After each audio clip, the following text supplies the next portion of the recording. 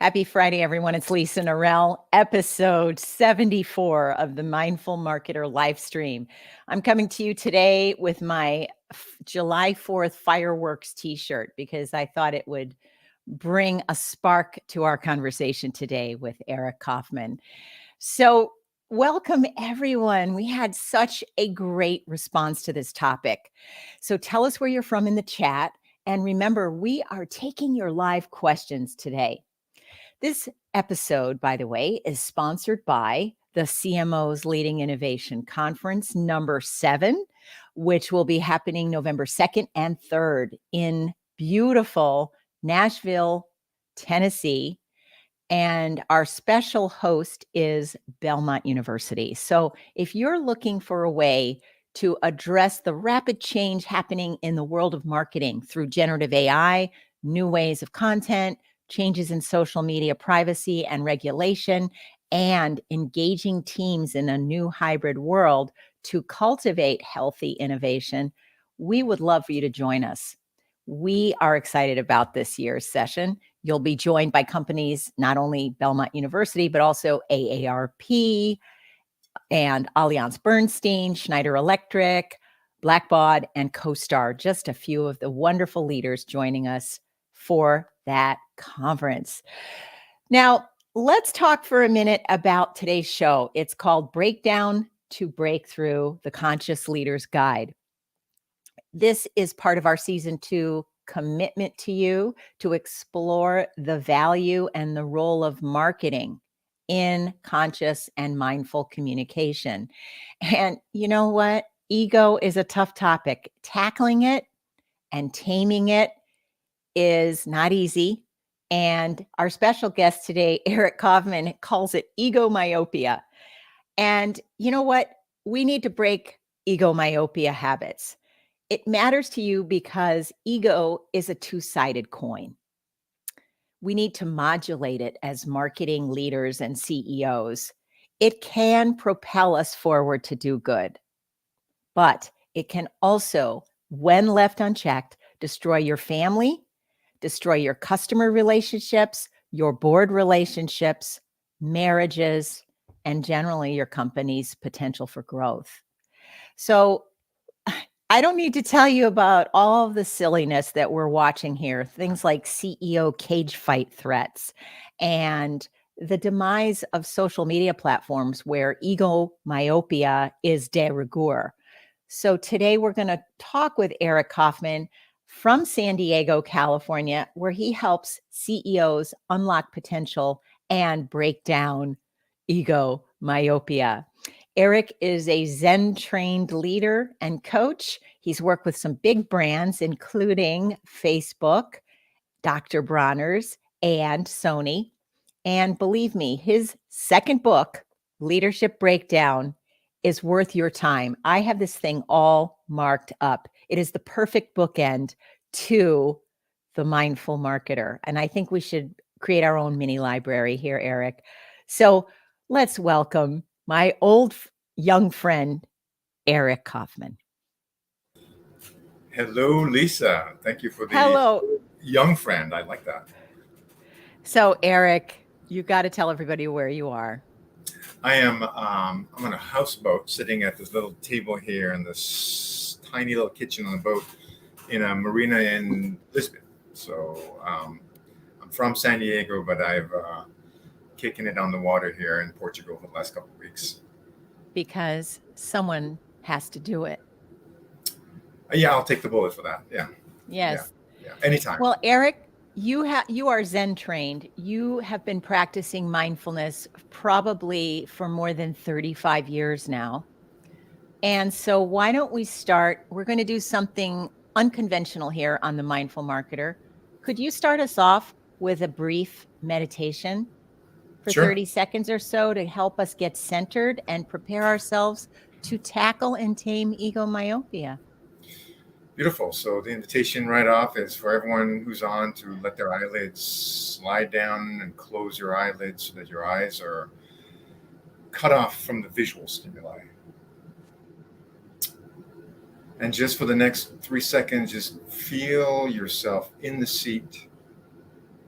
Feel your eyelids touching together as the eyelids are closed. Notice your chest expanding with the inhalation. And allow yourself just for a moment. There's nothing special, and nobody's special to go, nobody's special to be. But in this moment, thoughts buzzing, calendar demanding, expectations arising, and even with all that, body is sitting, the breath is rising and falling, and you can just be in your being body at this moment.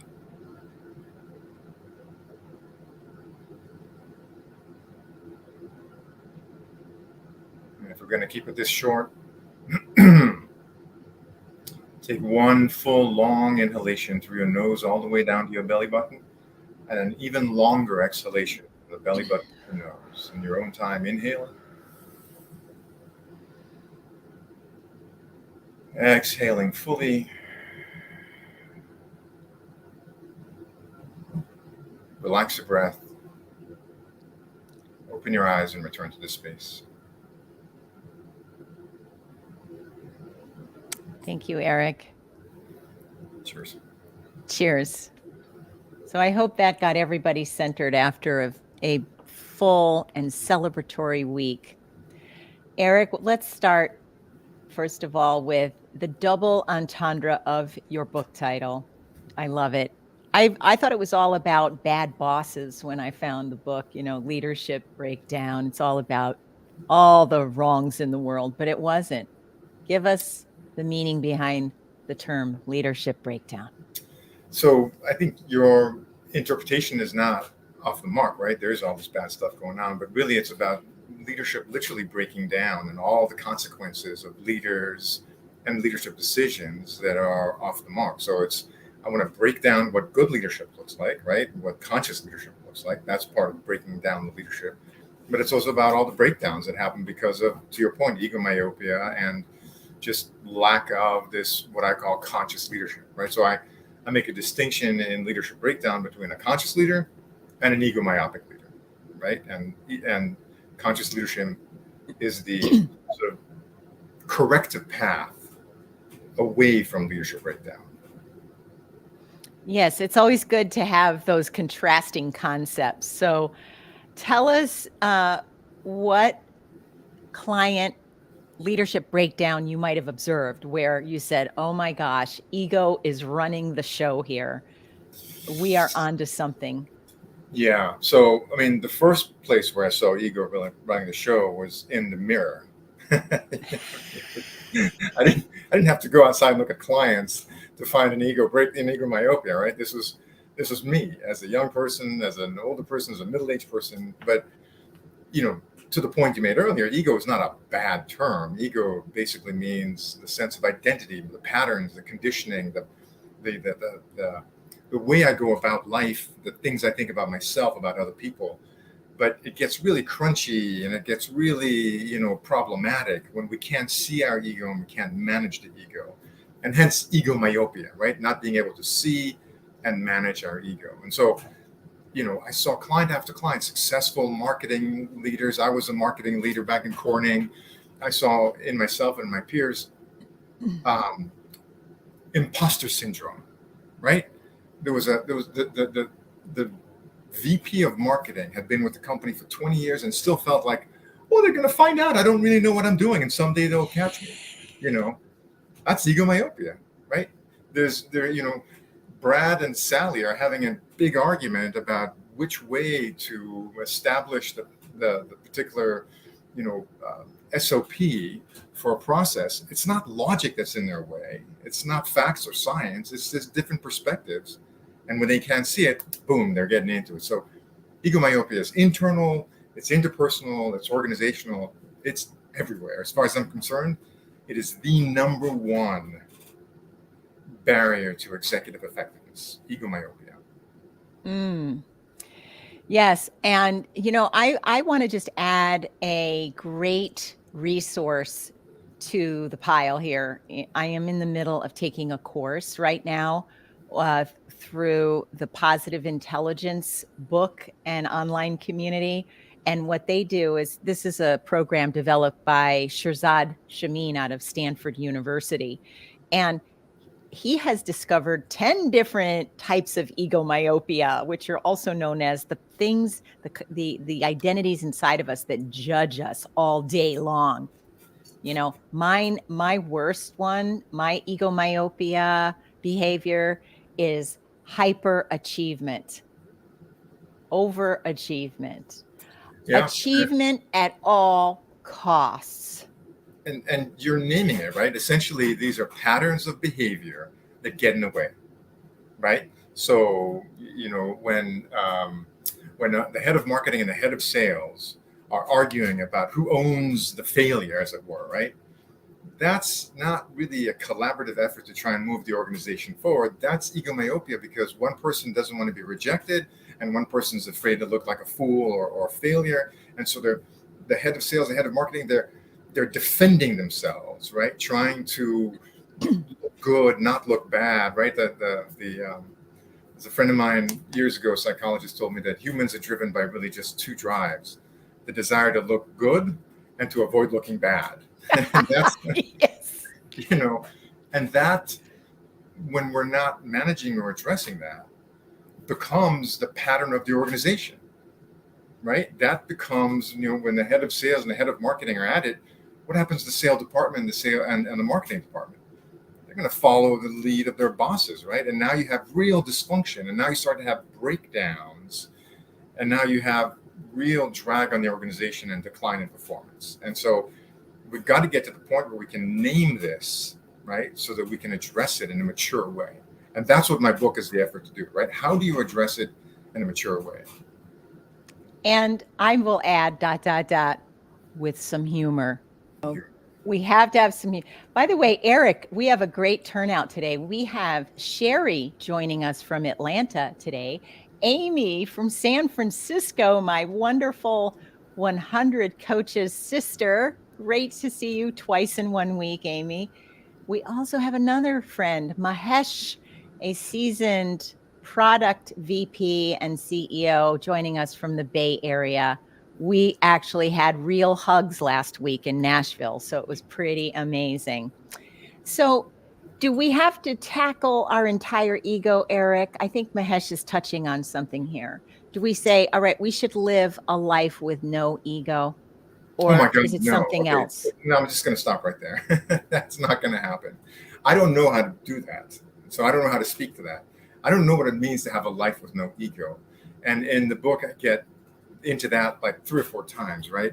We can't have no ego. The ego is my identity. The ego is my pattern. The ego is my belief system. The ego is my values. The ego is my sense of self in many ways, right? Small s self. There's a big S self, which is more the spirit or the consciousness that transcends that. But to be without the ego it's just not an option.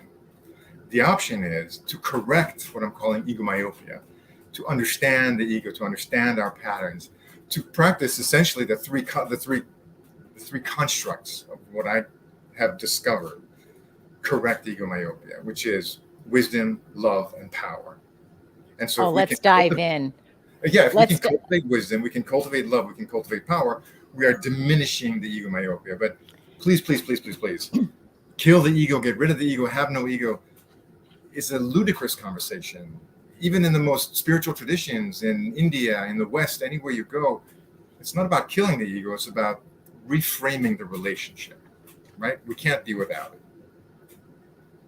And the 3 terms, wisdom, love, and power, used to live in the realms of our spiritual practices. And by the way, for all of you listening to this, since we also broadcast this on all of the podcast platforms, we're not here to proselytize about spirituality, about Hinduism, Buddhism.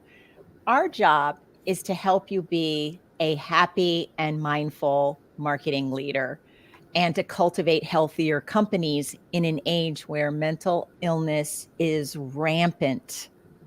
So our job today is to give you some thoughts and ideas on that. Try what you want, keep what you want, throw out the rest. So I'm going right in for the tough one here, Eric. Go for it. The word love in Love business. business. Wait a minute. Well, Wait a minute. it's- I thought it was for friendships and romance. What well, are it we is supposed too. to stay away from that word? So when I was writing the book and I had presented the manuscript to a bunch of friends and clients and readers who would give me feedback, I got this, well, don't you mean compassion? Don't you mean kindness? Don't you mean, care? I said, no, I mean love. And the way I define love in the context of this work is giving without expectation. And you're absolutely right. Love can be problematic when people are having affairs in the workplace. That is ego myopia. That's not really conscious leadership if they're doing it surreptitiously and disruptively. But love is the sort of, the leading light of what it means to be a human being. I think what we've done often, or what we've done over the last, 150 years or so in the corporate and workplace environments, is that we've extracted so much of our humanity. And the word that we use for it is to be a professional. Like when you're being a professional, what you're being is cold-hearted, hard-nosed, uncaring, where you have to do difficult things that are hurtful to people. And I think that the evidence is overwhelming when love is present. And I sort of define, the presence of love as showing things like gratitude and compassion and being humble. When those things show up in the workplace, the engagement goes up, productivity goes up, collaboration goes up, absenteeism goes down, creativity goes up. And so, yeah, you've got me on a soapbox here. Should we relegate love outside of work? No, we've been doing that to our detriment. In fact, I work with lots of organizations that are struggling to bring on really good talent, particularly young talent, right? In their 20s and 30s, the kind of bright, innovative, forward-looking, creative characters. They want to work in a place where they are cared for. It doesn't mean that they have to be babied, but they have to be seen, heard, respected, included, love, love, love, love. And so I think it's the absence of love that has been destructive, not only inside corporations, but to the planet and to our society at large. Yes, I have an opinion about that. I think it's not wouldn't it be nice to have love? It's a do or die situation. If we extract it any further, we're going to crumble. Thank you for that. And we have an interesting comment too from Sherry in Atlanta who says, ego is not good or bad. It is to learn to understand our EQ, our emotional intelligence, I believe she means, and how we can lead well. And whatever you feed is what will survive. So I weave the word love into conversations with my clients all the time because I mean it. I love the work we do together. Like yesterday, I had a great debate with a client and we had a little breakdown and we went, oh, look, we're having a breakdown. Don't you love this? We're going to get better. We're going to get better because of this breakdown. Not personal. Yeah. And we laughed. It was really a touching moment. And It's a caring moment. So before you go on, just real quick, what do we do for people that we love, for objects that we love? We tend to them. We take care of them, right? When I get a new car, I love my car. I wash it, I clean it, I park it away from other people so it won't get dinged, because I love it. I give it a lot of attention. That's the net of what I'm inviting leaders to understand, is that when you love something, you lean in, you attend to it, you care for it. And when people feel that, they do voluntarily what you couldn't even pay them to do, as an arm twisting effort. So it's important.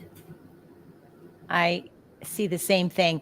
Just back from the 100 Coaches annual conference in Nashville with 178 of our closest friends. And to see these older people in their late 60s, early 70s, CEOs and industry titans like Alan Mulally, the former CEO of Boeing and Ford, Jim Yong Kim, the former CEO of the World Bank, Teresa Russell, former CFO of the United States Treasury, sitting with us, talking with us, solving problems, debating. The number one thing they said that stuck with me. What? Work is love made visible. Amen. Amen. Simple. And I am so on that train right now. I really am. So let's talk about wisdom. And before we talk about wisdom, also, I want to welcome Marie Madeleine from Florida, who's a return visitor, always attends our sessions. Thanks, Marie. Let's talk about wisdom. What does it mean to you? How is it an antidote to myopia? So, wisdom is not just an age thing, right? Because you can think of wisdom as, people get older and they get wiser. Unfortunately, it's likely but not guaranteed. There's plenty of older people that are not necessarily wiser, and there's tons of young people that have wisdom. And so, again, I love distinctions, right? In the writing that I do, the distinction I make about wisdom is seeing below the surface and beyond the obvious.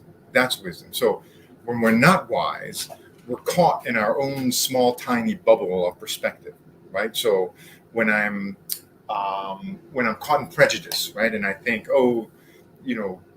Ben over there is, because he's young and because he's from an Ivy League school, I think this about him, right? And I haven't even had a chance to know Ben or understand Ben. That's prejudice, right? That's lack of wisdom. Or if I get in sort of a mode where somebody says, so-and-so is misbehaving and I deny it, right? I'm not willing to see the big picture. That's lack of wisdom, right? So wisdom is seeing below the surface and beyond the obvious. A manager who's able to see below the surface understands their team, understands their dynamic, understands their motivations, and a manager who can see beyond, below the surface, below the surface and beyond the obvious. Beyond the obvious. Thank you. Beyond the obvious is this opportunity to be strategically wise, right? See the bigger picture, connect the dots. And so the invitation here is to get out of the bubble of how things are, should be, have always been. That's lack of wisdom. And in some ways, Lisa, we've been trained to be less wise because we're trained to be certain. We're trained to know things. We're trained to have answers. And once we develop all those answers and all the knowledge and we stop seeking beyond it, our wisdom is replaced with a bunch of knowledge. And we risk, imagine a marketing leader who is no longer curious or not self-aware, right? Curiosity and self-awareness are parts of wisdom. That marketing manager is going to become ineffective in a very short time. So we need encouragement. And this is what coaching is so good at, right? You do coaching, I do coaching. I mean, one of the beautiful things about coaching is that we are literally activating wisdom in our clients. We're not giving them our answers. We're not telling them what to do. We're helping them be curious, be self-aware, be mindful, and awaken their inherent wisdom. Yes, that is the bedrock of why we created the CMOs Leading Innovation Conference 9 years ago. And now we're on our 7th conference. And without that, we cannot innovate. We're stuck in the past and we're selling old, outdated products and services and falling tone deaf to our most important people, our employees and our customers. Amen. So this has to be in our bones. All right, now let's also jump over and talk about the next trait known as power. Yes. What are we talking about there? Well, yeah, that was another problematic one because power is so twisted in our society. We are overpowered, disempowered. There's power trips, power hungry people. So when we think of power, most of what we think of is negative and we don't have enough of it. And so when I talk about power, I am really talking about the innate capacity that we have to be in our authentic integrity and presence, right? To be authentic, truly displaying who we are and allowing people to see our gifts and talents, honoring what the universe has given us as who we are and putting that on display without shame or without minimizing it, right? To be in our power is to really be in integrity and responsibility and not to blame. To be in our power is to be in our presence, fully here and now. It isn't about how we control other people. It's about our ability to really live a fully expressed life. And the challenge is that we grow up from being a tiny little person in this constant situation where our power is mitigated, minimized, and taken away. Right? As a little baby, I have to give up power to satisfy mom, to satisfy dad. I go to school, I have to give up my power to satisfy the teachers and the principal. I go to university, it continues. I go to work, I have bosses. The government wants to take my power away. The cops do. So it's a foreign subject for a lot of people to really understand their power. And yet, I do not have, this is not an exaggeration, this is an actual thing. Every conversation I have with every executive, what they really want is more empowered folks working around them. And every person I talk to wants to be more in their power. So there's a real hunger and there's a real need, and we have twisted out of control. I'm trying in this book and in my work to put it back into context, right? So we can come back to our power.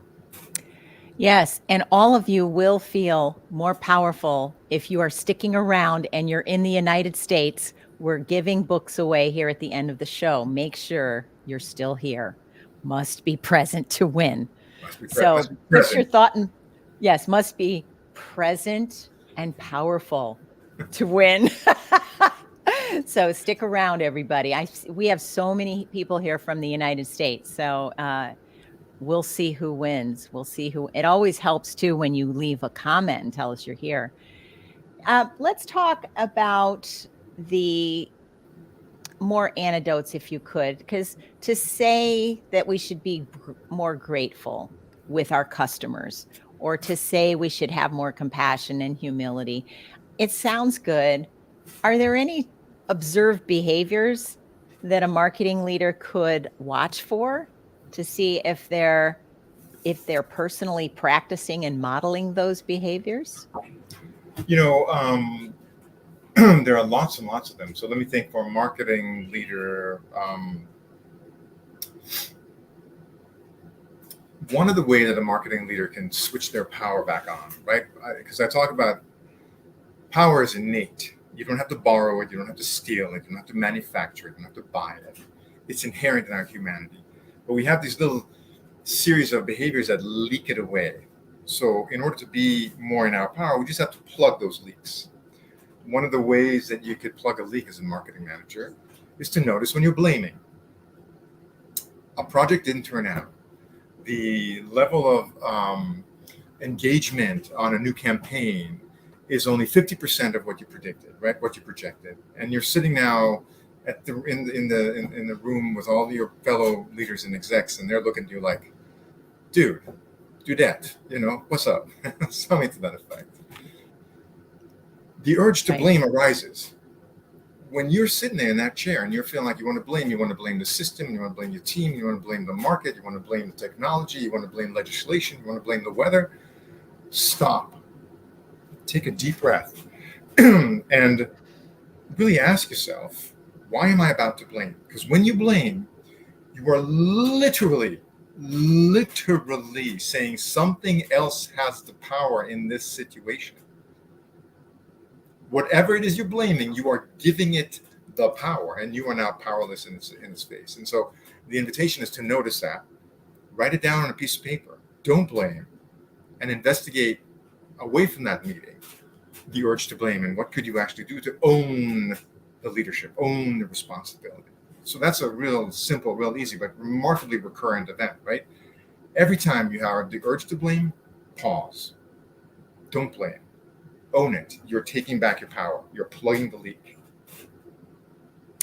I think that's a very practical habit. Just taking that breath and asking yourself that question of, where am I giving up power, or what's making me blame somebody or something else can be so empowering to win it back, take it back. Yeah. So we've covered a lot of great ground here. I want to know, as you move forward for the second half of the year, what are you personally doing in your business to tackle either your own ego myopia or to help your clients tackle ego myopia differently or in new ways? Yeah, thank you for that. So tackling my own ego myopia is a lifelong journey and a continuous practice, right? And so um, it's working with my own mentors and my own community and my wife and my kids, right? There's a constant effort to stay alert and awake, and as best I can manage, heal my own ego myopia. For clients, I think what is different going forward is we're actually putting together training programs, 3 day long training programs that we're taking into organizations to help bring leadership teams in particular into an awareness and understanding of where the ego myopia is getting in their way of being highly productive, highly collaborative, and highly effective, and how to diminish that. So we are actually rolling out the trainings, I think, in the fall, but it's a very exciting project that I'm working on with a team and with some really brilliant people, so that we can, you know, scale up a little bit the way we can access and bring this contribution to our larger community. That's great to help it really stick and take your book to the next level of learning and implementation. 100%. Well, Eric, we've known each other over 20 years, and I want to thank you because this book truly is a bookend to the Mindful Marketer and to our community's mission.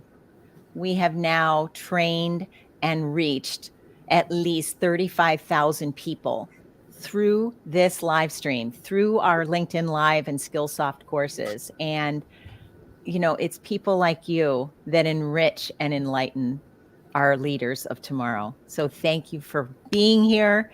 And people can find you at Sagatica, Sagatica, Sagatica.com, or my name, Eric Kaufmann.com, or LinkedIn. That'd be great places. Great. Thank you. And stay with us here for a second, Eric. We're going to announce the book winners now. Wonderful. You And ready? Lisa, thank you. Yeah, thank you for your lighting the way and showing the way and being the light that is inviting people to be in the light with you. You do a great job in inspiring. I really appreciate that, Eric. It's a joy. So great. Guess who won? We've got two winners. Are you ready? Now, you have to send me an email, private email with your address in order to receive your book. And I'll make sure that you and Eric get connected. So send your email to lisa@lisanorell.com, and we'll make sure that the book reaches you safely. Our two winners, Eric, are, drum roll please, Mahesh Thakur. Mahesh, are you there? We love for you to Yes. get a copy of the book. And yes, our second winner from Atlanta, Sherry Grote. Sherry, a book is on its way. So send Wonderful, Sherry. me your email address, your email and your address. We'll take care of it. Eric, we will see you again soon. Thanks, And Lisa. enjoy Portugal. All right, it's now time for our mindful moments, and then we will tell you about August.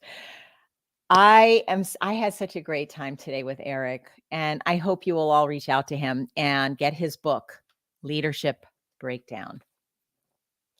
Number one, I am now playing that tape in my head about wisdom, love, and power. And for me, wisdom is about the combination of mistakes plus time.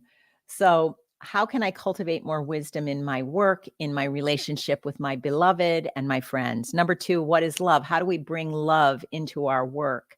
And third, how do I regain my personal power when I'm just about ready to blame something or somebody?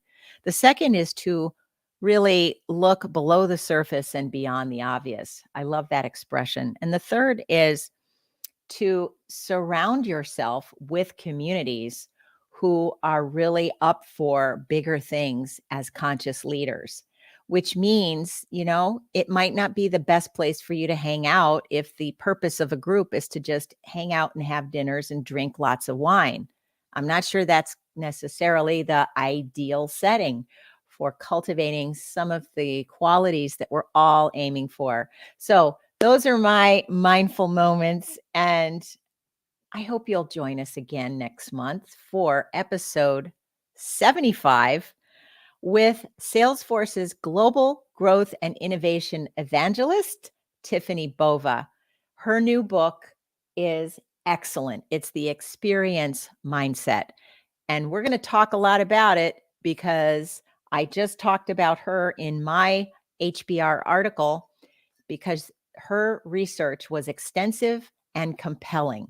So don't miss our August 4th LinkedIn Live with the brilliant and fun Tiffany Bova. So until August, folks, I'm going on vacation. I'm not going boating, but I'm going on a 5K swim race in Vermont. So wish me well.